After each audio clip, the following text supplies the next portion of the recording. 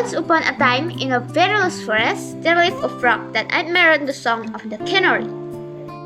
Wow, your voice is beautiful, Kenari. He praised the bird. Thank you, Krox. Song is the voice of the heart.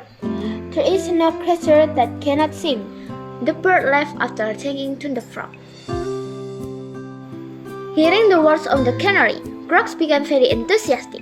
He wanted all the inhabitants of the forest to listen to his inner voice, so he started singing whenever he felt happy. He sang AIUEO very cheerfully while jumping along the edge of the river. But suddenly, a fish looked at him. "Hey Krox, are you singing or casting a spell? I'm afraid this forest will be cursed for hearing your singing," He mocked, followed by the chaotic of the other fish. Shut up, fish! Do you understand tone? replied Krox with some annoyance, then jumped back while singing. Krox hummed "Eeaau" under a pine tree. He is happy because there will be no annoying fish to disturb him again. But again, he was very singing cheerfully. A mocking laugh irritated him again. This time the sound of laughter came from those squirrels who were picking pine fruit on it. Wow! Look at our singer, guys! Isn't his voice very melodious? Shouted one of the squirrels in a tone contrary to what he said. You're right, Cree. His voice was so melodious that my ears were about to explode, said another squirrel. They started looking at Krox. The ridicule of the squirrels made Krox's heart begin to feel sad. Does my voice sound too bad? He thought. Before Krox's heart began to sink deeper and deeper, suddenly came a very unique squirrel. The fur is black, white, and orange-brown. "Stop, guys! It's not good to mock fellow forest dwellers like that," the squirrel said, stopping the laughter of the squirrels on the pine tree. "Trust me, Krox. Actually, they can only squeak and are not good at tone," he said as he walked up to Krox, trying to comfort him. "I suggest you go to the place of the gibbons. They are famous as group singers who are quite reliable.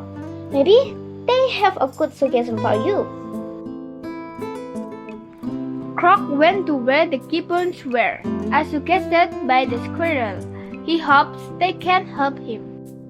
"Want to learn to sing from us? Try to prove your potential first," the gibbons chief said after hearing Krox plea. Nervously, Krox began to sing. He sang his best notes. Unfortunately for the gibbons, Krox sang only discordant notes. The gibbons began to mock Krox's discordant voice, while the frog was already looking down, gloomy. "Sorry, son.